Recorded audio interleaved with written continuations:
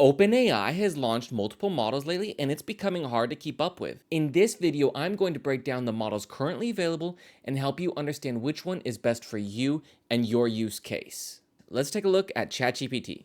On the ChatGPT window, you can choose which model that you want to work with in the top left-hand corner. Click the arrow, and you'll see that you have 4 models right here: GPT-4o, GPT-4o with Canvas, o1 Preview, o1 Mini, and you have 2 more models right here: GPT-4o Mini, GPT-4. That's 6 models. Now, we're not going to take a look at GPT-4. That model is about 2 years old, and GPT-4o essentially replaced that. So we're going to be looking at 5 models in total. Now let's break them down. Let's start by breaking them into 2 families. First, you have the GPT-4o family. This includes GPT-4o Mini, GPT-4o, and GPT-4o with Canvas. The first 2, GPT-4o Mini and GPT-4o, are standard large language models that most of us are used to at this point. Using 4o with Canvas is an extra feature that has recently been added, but we'll get there in a minute. The next family is your o1 family. This includes o1 Mini and o1 Preview. There is also an o1 model that has already been developed. It's just not released to the public yet. These are reasoning models. These have what is called chain of thought built into them already, and essentially they can think before responding. Traditionally, a large language model is a next token predictor, and it's predicting the next word or token. This model examines its response as a whole instead of individual tokens, so its responses are more thoughtful. This family of models should be used for your most complex tasks and problems. It's important to note that they are a lot slower than the other models. However, they are a lot less likely to make hallucinations. So we have our 2 families. We have our 4o family, that is your traditional large language models, and you have our o1 family, which is our reasoning models. The GPT-4o family supports things such as file uploads and vision. You can work with your documents or images. Web browsing. You can browse with Bing and have the model search the internet before responding to you.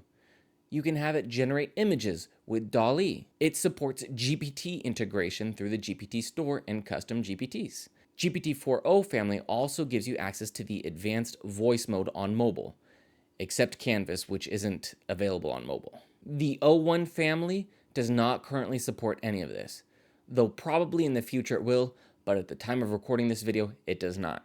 Next, let's look at what's free and what you need to pay for. First, GPT-4o Mini is free to everybody. GPT-4o is free to everybody, but you do need an account. GPT-4o with Canvas, o1 Mini, and o1 Preview are only available to premium ChatGPT Plus subscribers. So now that we have an overview of the families, let's dive in and explore each model. First up is ChatGPT 4o Mini. This is the fastest model. That means that it was trained on the least amount of data.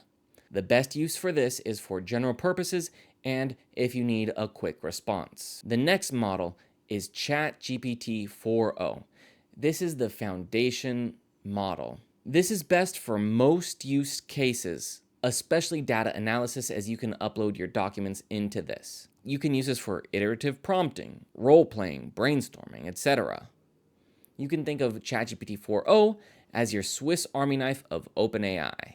Okay, now let's take a look at ChatGPT 4o with Canvas.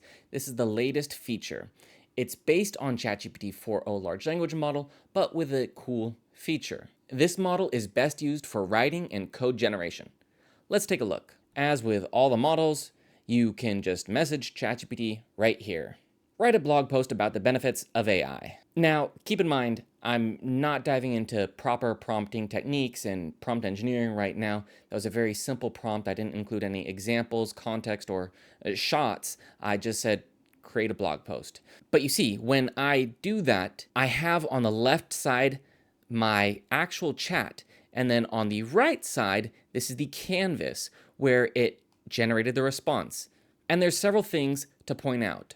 First, I can actually edit these. This has an inline editor.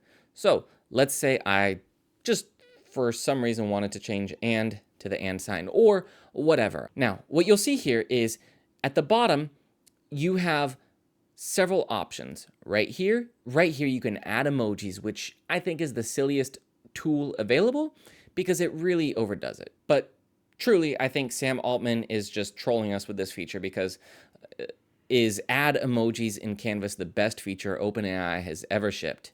Yes or yes. Besides adding emojis, there's a lot of cool things that you can do. Here, you can add a final polish. So if you choose to do that, it will go through and it goes through line by line and just seeing how it can make it a little bit better. And remember, what I'm showing you here is just a quick prompt. You can add documents into this. You can use your own text. This is just one case that I'm showing you. You can adjust the reading level, but we'll do that in just a second. Let's first adjust the length. You can make it a lot longer or you can make it a lot shorter. So let's go shorter. Now let's say that wasn't short enough for you.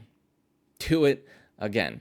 And I'm gonna do it one last time. Now, let's adjust the reading level. You'll see that you can bring it down all the way to a kindergarten reading level. AI is like a super helper. Here are the ways it can help. Now, if you bring the reading level all the way up to graduate school level, it changes it. Artificial intelligence represents a transformative tool with multifaceted applications across numerous domains. Definitely not kindergarten level. But for this, let's just go back to the kindergarten level.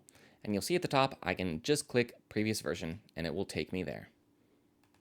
Here, what's really cool is you can highlight something and ask ChatGPT about this. And you can have it explain, or you can edit this. Change this to only emojis.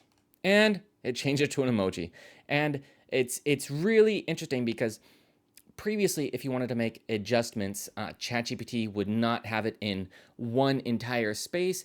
It would regenerate an entire document for you, and it might make other changes along the way, or it might just show you the section that you wanted to change. So having this inline editor is really a powerful way to edit your writing with ChatGPT. Now let's move on to O1 Mini. This is the fastest reasoning model, which is still slower than every model that we've already viewed, but it has reasoning built into it, and that's the key. Now, the reasoning models do have limits.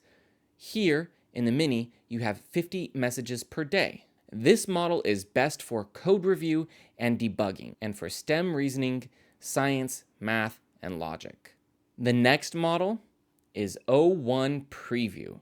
This is the slowest model, but the most powerful model. And its limit is only 50 messages per week. You should save this for your high-level tasks. It's the most powerful, but it's the most limited, so you should really be mindful of its usage, at least for now, until they launch their next model and increase the limits of this. I hope that does a good job explaining the differences among these models. If you have any questions, leave them below, and I'll do my best to answer them. Also, if you've made it this far and you like this content, please like and subscribe. It really helps.